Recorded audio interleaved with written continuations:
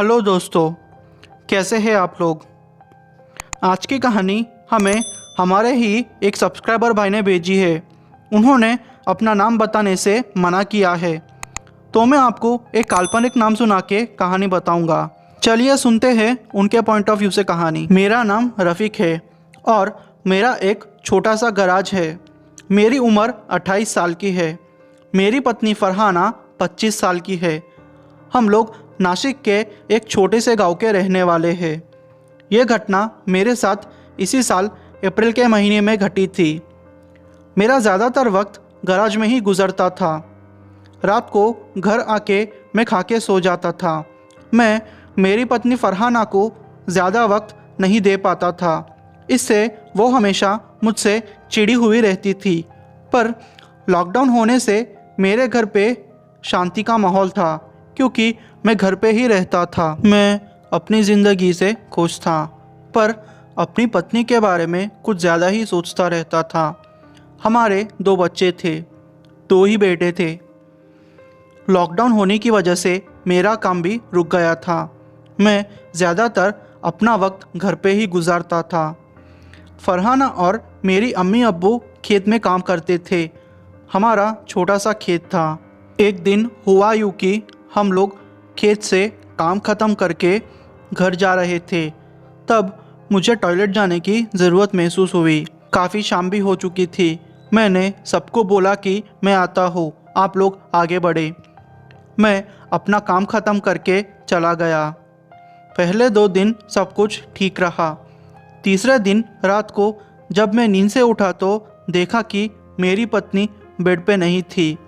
मैं उठ के उसे ढूंढने गया। बाहर देखा कि मेरी पत्नी मुझे पीठ दिखाए बाहर चांद को देखकर कुछ बड़बड़ा रही थी।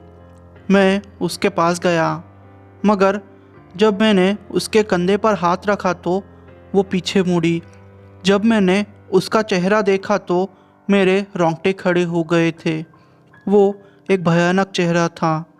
उसने मुझे सर पे मारा और मैं वहीं बेहोश हो गया। जब मेरी आँख खुली तो सुबह हो गई थी और मेरे घर वाले वही बाहर मुझे देख के पूछ रहे थे कि आखिर क्या हुआ। मैंने सब कुछ बताया, पर उन्हें लगा कि मैं कोई सपना देख रहा था और नींद में चल के बाहर आ गया।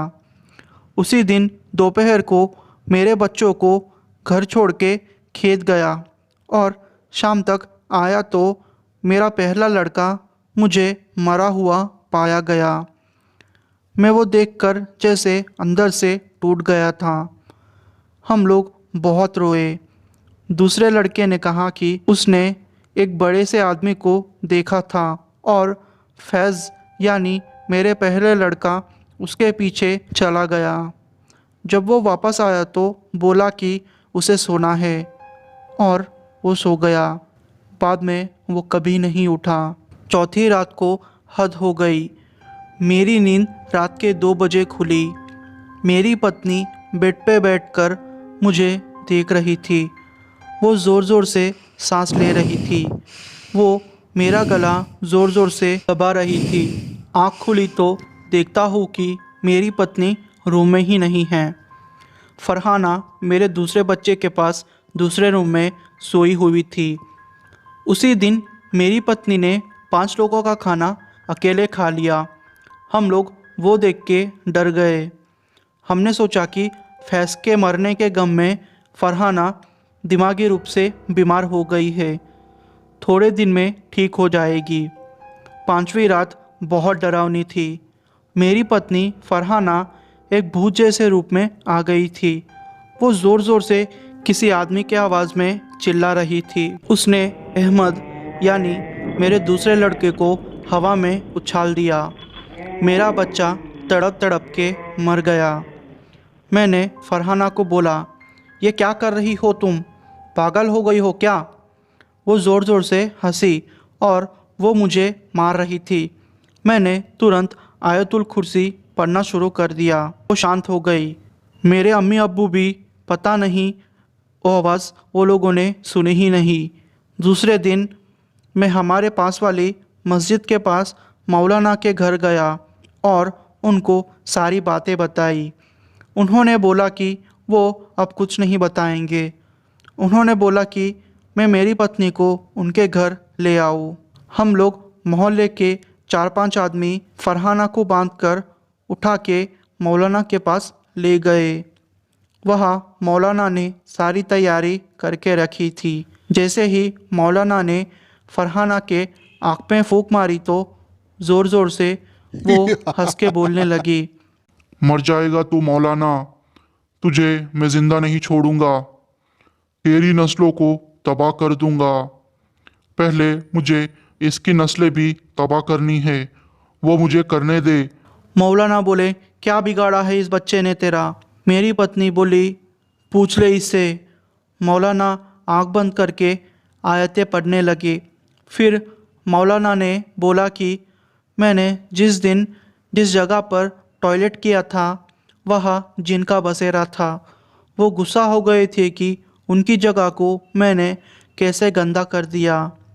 ये इफ़रीत जिन है।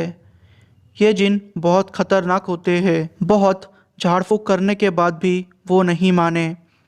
मैंने जिन्नात से माफ़ी भी मांगी पर फिर भी वो मेरी पत्नी को नहीं छोड़ रहे थे।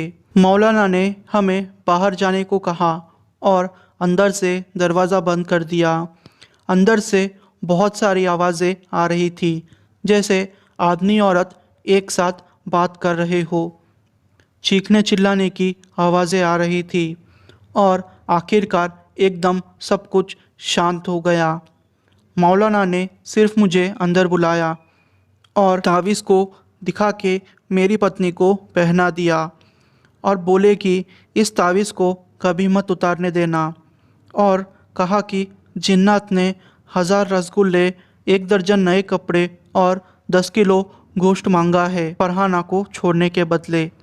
ये सारी चीज़ें हमें वही रखनी होगी।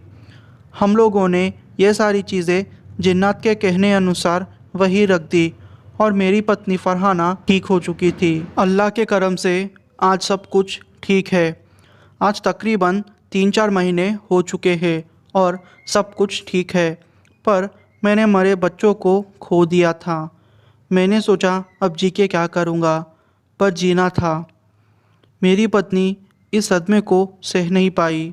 वो 2-3 महीने तक कोमा में रही, पर चमत्कार ये था कि वो फिर से कोमा से लौट गई थी। अब सब कुछ ठीक था। दोस्तों, आपको ये कहानी कैसी लगी? अगर आपको ये कहानी अच्छी लगी हो तो मेरे वीडियो को लाइक कर दीजिए और ऐसे ही कहानी सुनने के लिए मेरे चैनल को सब्सक्राइब कर लीजिए, जिससे कि आपको मेरी नोटिफिकेशन जल्दी मिल जाएगी। अगर आप मुझे अपनी कहानी भेजना चाहते हो तो इंस्टाग्राम पे आप मुझे अपनी स्टोरी भेज दीजिए, जिससे कि मैं आपकी स्टोरी को दुनिया के सामने रख सकूं। थैंक यू दोस्तों।